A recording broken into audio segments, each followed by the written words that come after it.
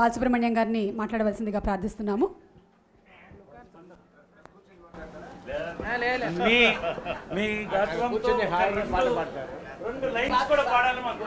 నువ్వు ఎక్కువ మాట్లాడుతున్నావు, గమ్మున కూర్చోను కాసేపు. ఆర్టీసీ వాళ్ళు ఉన్నారు, స్ట్రైక్లో వెళ్తారు. వాళ్ళు ఏం చెప్తారు? ముందు టెంపరీ ఎంప్లాయీస్ని ఉద్యోగంలో పెట్టండి, పర్మనెంట్ చేయండి.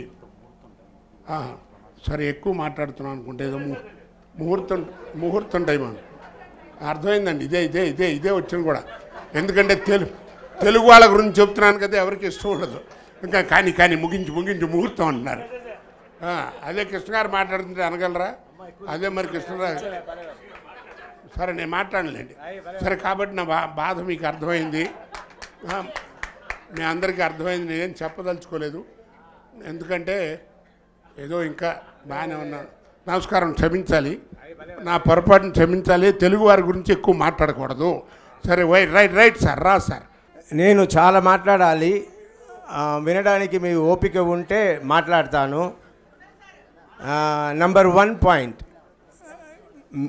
నరేష్ గారు నేను అన్న మాట వాడిండకూడదు. నా మనసులో ఉండేది మాట్లాడతా. మేము అని మాట్లాడాలి.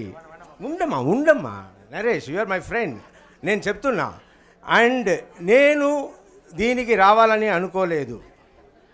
నరేష్ గారు చాలాసార్లు వచ్చి ఆయన అడిగిన దానివల్ల నేను వచ్చి ఇప్పుడు అందరూ కలిసే చేశాం.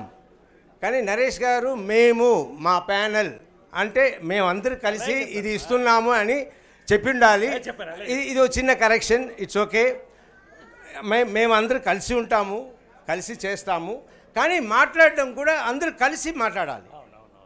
ఎస్, ఎందుకంటే ఇది వచ్చి ఇప్పుడు నేను గొప్ప చెప్పలేదు, నేను రావాల్సిన అవసరం లేదు. కానీ నేను వచ్చాను ఎందుకంటే నా ఫ్రెండ్ అడుగుతున్నారు.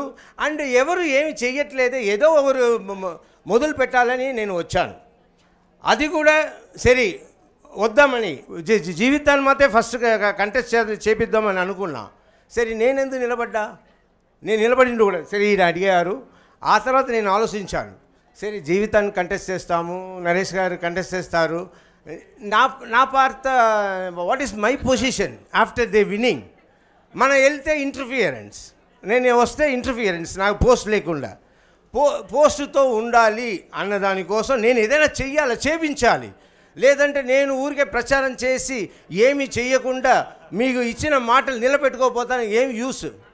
So I decided to okay అని వైస్ ప్రెసిడెంట్గా కంటెస్ట్ చేశాను.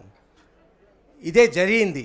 So we sincerely we help Naresh to win.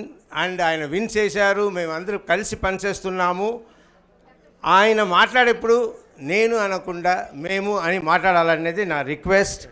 And ఆయన చెప్పింది అంతా మేము అందరూ కలిసి నిలబడి పనిచేస్తాము, మేము నెరవేరుస్తాము, మేము కష్టపడతాము. థ్యాంక్స్ అండి నరేష్ గారికి. ఈ సందర్భంగా నేను కూడా మనవి చేసేది ఏంటంటే 26 ఒక్క నిమిషం సార్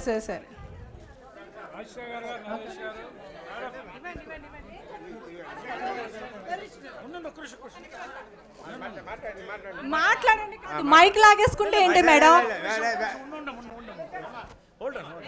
కాదు, అసలు ఇది బాగాలేదండి, నాట్ గుడ్.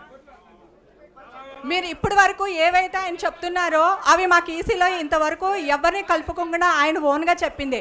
మా అందరి తరఫున నేను చెప్పేది ఏంటంటే 26 మంది ఒకటే. అట్లీస్ట్ ఆఫీస్ బేరర్లైనా కూర్చుని డిసిషన్ తీసుకున్న తర్వాత జనరల్ బాడీకి వెళ్ళిన తర్వాత అనౌన్స్ చేయండి. మీరు ఒక్కరే కాదు, మన అందరం ఒకటే. ఇది నా ఒక్కదాని అభిప్రాయం కాదండి, గెలిచిన మా వాళ్ళందరి తరఫున నేను చెప్తున్నాను.